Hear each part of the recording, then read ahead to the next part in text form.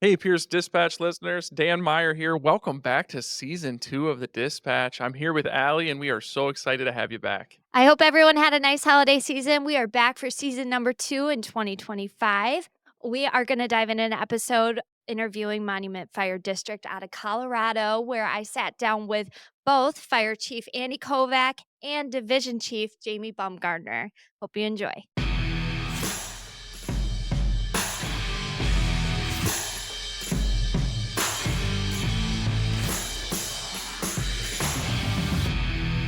All right. Well, welcome everybody to the Pierce Dispatch. I am here today with Monument Fire District out of Colorado. And first, we're going to speak with Division Chief Jamey Bumgarner. Thank you for joining me today. You're welcome. It's great to be here. And we're going to do a little dynamic duo here today with you and Chief of the department. So listeners can hear from two voices of the department. So first, can you share an introduction on your department? Oh, yeah. We're located in Colorado. Our district's kind of centrally located between Colorado Springs and Denver. And we're across a little feature most people don't know about called the Palmer Divide. The Front Range Mountains run north-south, and the Palmer Divide runs east-west. Our northern part of our district's right there. So we're in Monument. Beautiful town, beautiful community. Love where we work at and what we do. And we're at about 60,000 people as our population. We've got 5 stations, and we're running about 4,000 calls a year. And I see you're taking delivery of a tower. Yes, we are. So why did your department select the 100-foot Ascendant tower? That's a really good question. We currently run a 100-foot rear mount tower ladder.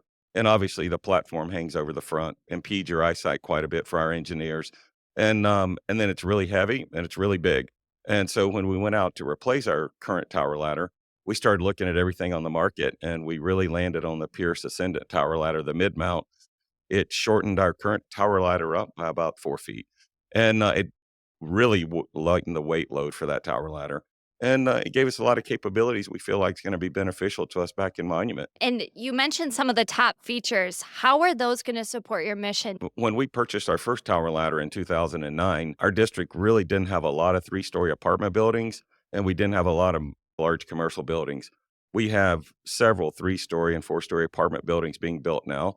And we also have a lot of warehouse space starting to pop up around the district. And this tower ladder is going to give us a lot more flexibility with that purpose, particularly rescue in mind when you're talking multifamily. And then obviously the master stream capabilities and the access to the roof lines on all those commercial structures that are being built. Sure. It sounds like it'll be a really critical asset for your responses. Did you include a pump and tank on this? Yes, we did. We run a Quint. Currently, the way our district is, we run it out of the station by itself, so it needs to have a tank and a pump. And so we run a Quint on this tower ladder. And then, do you know which station it will be headed to? Yeah, well, that's a really good question. A lot of the guys want to know that too. So it's kind of obvious for our current tower ladders at our station 1 right now. And so it will be out of station 1. And our district's growing. And so we're going through a lot of growth, and we're rebuilding our station 3. And it's centrally located in the district. And this tower ladder, once station 3 is built, will be moved to that station. So it's going to 1's temporarily, and then it'll be moved over to station 3. All right. And can you tell me, when it's at station 3, what kinds of calls will it be going on? What kind of items are you going to have stored on this aerial? It's going to be running all the calls out of that station initially. And so it runs medical calls and it'll run fire calls. Obviously, with it being our only ladder company, it will have rescue equipment on there, and it'll be running rescue extrication type calls. We probably run more extrication than any other type of rescue call. And so it's set up with rescue struts and the hydraulic tools and Lazy Susan for all of our hydraulic tools. And the committee really did a great job designing it to be able to fit the needs for what we're going to be doing with it as we move forward. And it's going to be called on to do a whole lot more in the 15 plus years that it's going to be in service. So who knows what that looks like. I saw this apparatus has ClearSky intelligence. Can you tell me about why you guys selected to choose that? I think the biggest thing is we're a really small organization, as I said, about 5 stations. And there's only a couple of us that are in charge of the fleet logistics side for our organization. And I think it's going to give us the ability to monitor the apparatus much closer and know what's going on with it daily or weekly, however we choose to get those alerts, and be able to stay a little more proactive at making sure the apparatus are taken care of, maintenance, and are ready for service. I mean, because at the end of the day, it's what we want to do is we want the apparatus to be ready to respond to calls. And I think the ClearSky is going to give us that ability to monitor it remotely and be ready to respond when we need to. We've got a great partnership with Front Range Fire, our dealer, and working with them together, I think this ClearSky is going to really help us be more proactive and hopefully be more preventative in our preventative maintenance schedules. Sure. So, can you just tell me overall, how has the experience been taking delivery of this aerial? Oh, it's been great. I was describing it with some of our committee members Monday morning before we walked in, and I'm like, it feels kind of like Christmas. You're going to get to go down to the big reveal and see your truck sitting there on the floor, all nice and beautiful and shiny. And it did not disappoint in the least bit. We were up doing our pre construction about 6, 8 months ago, and everybody had a vision in their mind what it was going to look like. But to actually walk out on the floor and see it sitting there and have your name on the side of it, it was great. It's been a wonderful experience up here, that's for sure. That's a really good explanation of what you guys have worked so hard for. It's so worthwhile when you're able to see the final product, and we're excited to get it back to the district and for the crews to be able to see it and put their hands on it as well, 'cause it's certainly a well-deserved piece of apparatus for the crews and the community that we serve, definitely.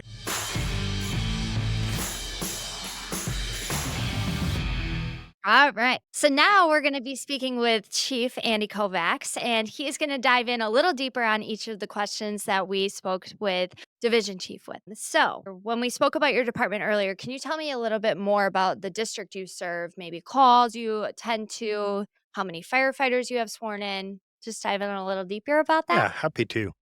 So, Monument Fire District is located on Interstate 25, right in between the city of Colorado Springs and Castle Rock. It's about 60,000 residents and growing, as you can imagine, not unlike most of the fire departments across the Front Range. And so, our commitment to the community is to make sure that we're growing in pace with the needs and the demands of the community. And so, one way we've been doing that is Chief Bumgarner is our division chief of administration. And so his responsibility is all of our fleet and all of our facilities. And so we were really lucky and blessed to get a mill levy increase in 2017 with the commitment that we were going to make all those needed improvements. And so over the last several years, we've been really committed to upgrading our fleet. And this new Pierce Ascendant is just in addition to that process that's been going on for a number of years now. And can I ask before you move on to the next thing, something that I hear a lot of firefighters talk about when they come in here is getting funding for their apparatus. And you talked about, was it a grant or what was passed to be able to get this Right. area? So our district's about 80% property tax revenue. And so the mill levy basically allowed us to collect more revenue on that property tax. And that was voter approved in 2017. And we had a lot of support from the community to do that. And so we've really made a great effort to kind of showcase where the taxpayers' money is going. So one of the things that we implemented with all this new apparatus is that traditional push-in ceremony. And we love to invite the community out to help us do that. And usually we have family members and their children helping us dedicate our new apparatus to the fire stations that they're being assigned to. So it's pretty cool. Yeah, anything to build that community engagement too, I'm sure benefits your department in every way possible. That's right. And then why did your department take delivery of a tower in specific? I know we hit on that a little bit earlier. Are there any features or any specific areas that it's going to benefit you? Yeah, it's going to benefit the district in a lot of positive ways. And one of the things that we do in our organization is certainly Chief Baumgartner are comfortable making organizational decisions, but we don't ride on the fire apparatus anymore, unfortunately. And so one of the things that we're really committed to doing is empowering our people to help us make those decisions, right? And so Chief Baumgartner leads an apparatus committee, and it represents our lieutenants, our driver operators, and our firefighters and paramedics. And really, they're the ones that kind of drive these decisions. We give them the parameters. This is the budget. This is how much you can spend on this apparatus. But really, it's up to them to tell us what their needs are. And so that's what's really cool about this process is this is a fire truck designed by firefighters for firefighting. And so we're really committed to that process. And I think this ladder truck's a really good example of that. Yeah, and that's going to lead it to success in service, I'm sure, by having the people who are on it, operating out of it, have a hand in it. It just makes sense to us to do it that way. So, when they were designing it, these firefighters that are operating off of it, what are the features they pushed for? I think as Chief Bumgarner indicated, our district is growing so rapidly, and it's really moving from a bedroom residential community to what I would call almost a suburban urban community. And so we have multiple multifamily dwellings that are coming into the district. And then we have a lot of commercial buildings being erected as well right now. And so we quickly saw the need to have a ladder truck that had the capabilities of the Pierce Ascendant. The bucket feature, as opposed to a straight ladder, having the mid mount versus the rear mount. So, from a lot of perspectives, that really just made sense for us. And I think that the truck that we purchased really fits that bill. I think Jamey indicated we sit right on the interstate. And actually, our stretch of the interstate, according to Colorado State Patrol, is some of the most heavily trafficked and highest speeds. And unfortunately, with that comes a lot of traffic accidents. So our firefighters do spend quite a bit of time on the interstate, which, of course, as chief officers, makes us nervous because it's a little scary driving out there these days. But this tower was specifically designed to carry all the extrication equipment that we need. And we have several other highways and county roads that see quite a bit of traffic accidents as well. So part of what we were designing, or what the apparatus committee was designing, was specifically to serve those call types. Sure. And when you say it's going to be on the road a lot, were there any lighting or any graphics that you included that were specific to promoting the safety with that? Yeah, the apparatus committee did a really good job of providing all the scene lighting that they would need. And of course, with all this new LED technology, I mean, the lights are so bright. But unfortunately, we don't operate in the best of conditions. And again, where we're located, as Jamey alluded to, we do see a lot of winter storms.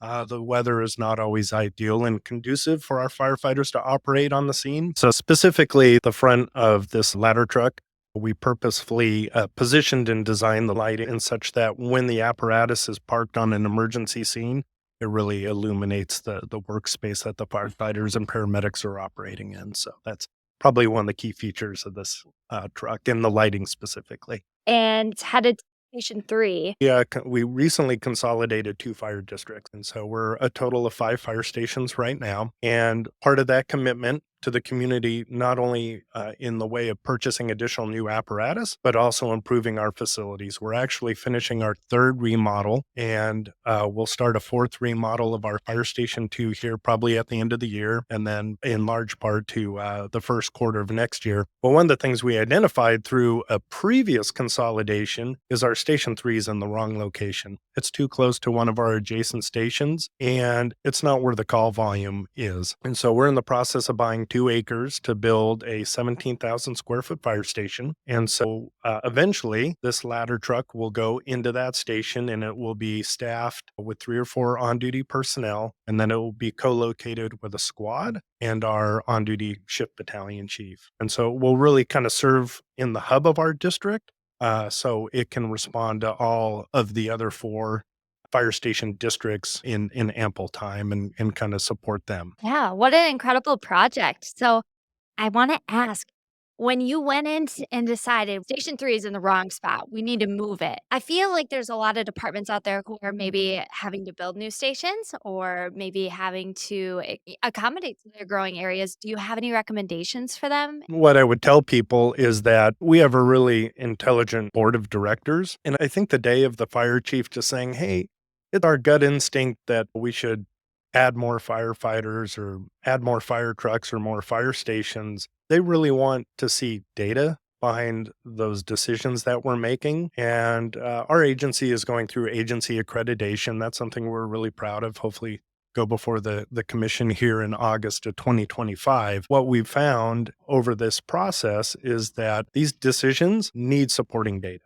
And that's what exactly we were able to do with this station is identify where the call volume is, identify where the growth is, identify where we can improve response times, and then put the station in the right place. Now, the benefit that we have is there's still land available, right? Which becomes a little bit difficult for some departments that have communities that have already been built out. And so they don't have the luxury of finding open space and putting a fire station on it. So one of the things we're trying to do is really take advantage of that open space now. In fact, we're purchasing land for a fire station 6 that may not come online for 5 to 10 years, but we know that land's at a premium. And if we don't buy it now at today's prices, A, it will be more expensive, and B, it might be in the wrong location. That strategy is trickling out beyond even purchasing land. I mean, you look at people are purchasing apparatus when they're here picking up their final inspection apparatus. Yeah, and one of the things that we've done is we do have 2 more Pierce engines on order. And what's neat with the addition of the tower is it really complements all of our heavy apparatus now will all be Pierce apparatus. So Congratulations. We'd love to hear that. yeah, it's our 5th one. So 3 engines, the tower, and then we have a squad as well that was manufactured by Pierce. Sure. Well, we're very grateful for your business. I hope you know. And we're very grateful for all you do, too. Of course. And is there anything you wanted to share more about ClearSky Intelligence, maybe on the data-driven side of it? I know you mentioned data is predominant in your decision making. I mean, the technology that's available today that wasn't available yesterday or years ago. And so having that information essentially in real time will hopefully identify problems early and then hopefully allow us to rectify those problems early before they become bigger problems.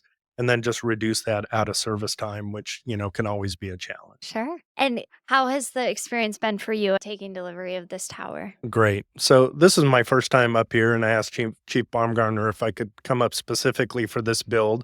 I was a captain on a ladder truck for 10 years, and so truck company operations was my passion. And so this was just special for me to do that. And I'm later on in my fire service career and probably just have a few more years before I retire. And it's just a neat opportunity to come up here and actually participate in the Pierce experience, right? I'd heard about it for years and years and years. So to be here has been really special. And we have a great sales rep, and he's been walking through this process with us over the last several months. And I think to Jamey's point, to see that truck when we first walked upon it, and it was tucked behind another vehicle. So it was kind of a grand reveal. And just the customer experience, right? I mean, just having these last several days to interact with the staff here, our sales rep, it's just been a great experience. These vehicles, the attention to detail that Pierce provides in their apparatus to me has been second to none. And so overall, it's just been an amazing experience, and it was neat to be part of that opportunity. All right. Well, thank you for coming on. We appreciate it. Thank you for having us.